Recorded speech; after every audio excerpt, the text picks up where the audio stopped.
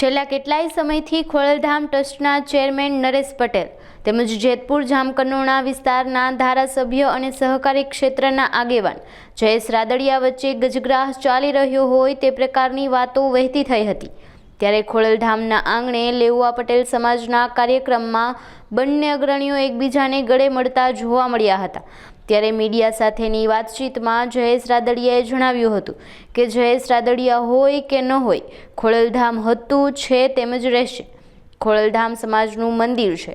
આ ઉપરાંત સમગ્ર મામલે જીતુ વાઘાણી દ્વારા જણાવવામાં આવ્યું હતું કે કેટલીક વાતો વહેતી થતી હોય છે, પરંતુ તે સત્યથી તદ્દન વિપરીત હોય છે। સમાજ માટે તેમજ ખોડલધામ માટે જે કંઈ પણ કાર્ય કરવાનું થતું હોય, અમે સૌ સાથે મળીને કરતા હોઈએ છીએ। અમારા આસ્થા અને શ્રદ્ધાનું કેન્દ્ર મા ખોડિયારના સાનિધ્યમાં એવા જ સમાજનું અમારું આસ્થા અને ભરોસાનું કેન્દ્ર એવા નરેશભાઈના સાનિધ્યમાં એમના ચેરમેન પદે માનનીય ભૂપેન્દ્રભાઈ પટેલ મુખ્યમંત્રી શ્રીના મંત્રીમંડળના વિસ્તરણમાં સમાજના આગેવાન અને ભાજપના કાર્યકર્તા તરીકે મારી સહિત માનનીય કૌશિકભાઈ, કમલેશભાઈ અને માનનીય પ્રફુલભાઈ પાંછડિયાને જે પ્રતિનિધિત્વ રાજ્ય સરકારમાં આપ્યું છે, એના માટે મુખ્યમંત્રીશ્રીની ઉપસ્થિતિમાં, માનનીય મનસુખભાઈની ઉપસ્થિતિમાં અમારું સમાજના સૌ ખોડલધામ સમિતિના આગેવાનો, સૌ સૌરાષ્ટ્ર અને રાજ્યભરમાંથી આદરણીય સૌજીભાઈ હોય, લવજીભાઈ હોય, પદ્મશ્રી મથુરભાઈ હોય, સમસ્ત પાટીદાર સમાજના લાલજીભાઈ હોય, મુંબઈથી પણ અનેક લોકો આવવાના હતા, પણ ફ્લાઇટ રદના કારણે એ માવજીભાઈ લખાણી, કિરણભાઈ, ડાયાભાઈ રંગપરી નથી આવી શક્યા। પણ નરેશભાઈએ જે પ્રકારે રચના કરી છે, માની રમેશભાઈ ટીલાળા, રમેશભાઈ મહેન્દ્રપરા, દિનેશભાઈ કુંભાણી, દિનેશભાઈ બાંભણિયા, જીતુભાઈ ને સમગ્ર ટીમે અમારું આ પટરાંગણમાં માના સાનિધ્યમાં મુખ્યમંત્રી શ્રીની ઉપસ્થિતિમાં જે સન્માન યોજાણું છે, માની જયેશભાઈ આ વિસ્તારના પ્રતિનિધિ, પૂર્વ મંત્રી અને સહકારી આગેવાન, અમારા પૂર્વ પ્રદેશ અધ્યક્ષને તમામ આગેવાનો, તમામ સમાજના શ્રેષ્ઠીઓ જેને સમાજ માટે કંઈક કર્યું છે।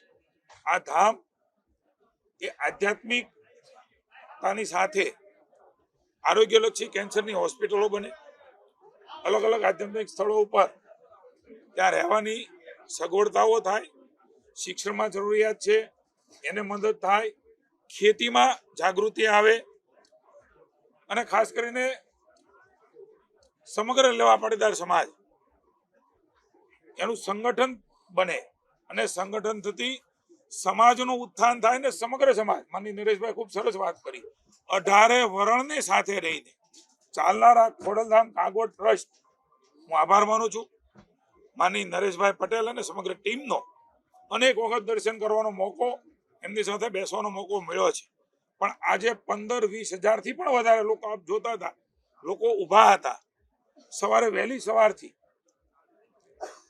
ખોડલધામનો સાથ પડ્યો, નરેશભાઈ બોલાવ્યા અને સમાજના અમારા આગેવાનો, બહેનો, મહિલાઓ, યુવાનો, વડીલો જેમણે કંઈક સમાજ માટે કર્યું છે, એવા તમામ લોકો અહીંયા હાજર રહીને હું માનું છું કે ખૂબ મોટો સંદેશો એ માત્ર રાજ્યમાં નહીં દેશભરમાં આજે ખોડલધામ અને સમાજ થકી આપ્યો છે કે સૌ સાથે મળીને કેવી રીતે પ્રગતિ કરી શકીએ, કેવી રીતે વિકાસ કરી શકાય।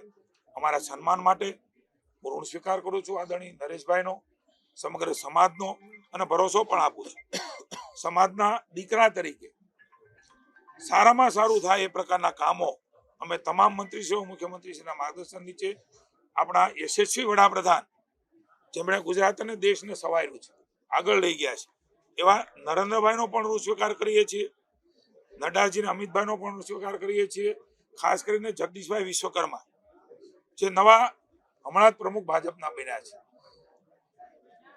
એમનું પણ સન્માન એ અહીંયા રાખ્યું છે। ત્યારે હું પાર્ટી વતી અમે સૌ સમાજના દીકરાઓ છીએ, ત્યારે સૌ માનનીય મંત્રીશ્રીઓ વતી હું આભાર માનું છું, ઋણ સ્વીકાર કરું છું અને ભરોસો આપીએ છીએ કે જ્યાં પણ જરૂર પડે ત્યાં સેવાના કામમાં એ કાયમ નરેશભાઈને અને સમાજને ગૌરવ થાય એ પ્રકારે અમે ઉભા રહીશું. હું પુનઃ એકવાર સૌનો આભાર અને ઋણ સ્વીકાર કરું છું. એક આગેવાન તરીકે, એક ખેડૂત પુત્ર તરીકે, એક સમાજ સેવક તરીકે અમે સૌ લોકો સમાજની સાથે સાથે અન્ય સમાજનું પણ રોડું થાય એ સંસ્કારો સાથે આગળ વધીશું. છે નવું બળ અને નવી ઉર્જા ખોડલધામથી એમને મળી છે.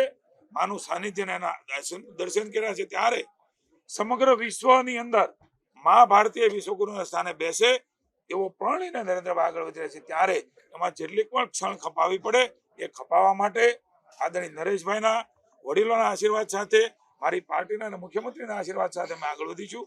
આપ સૌનો આભાર. ભારત માતા કી જય.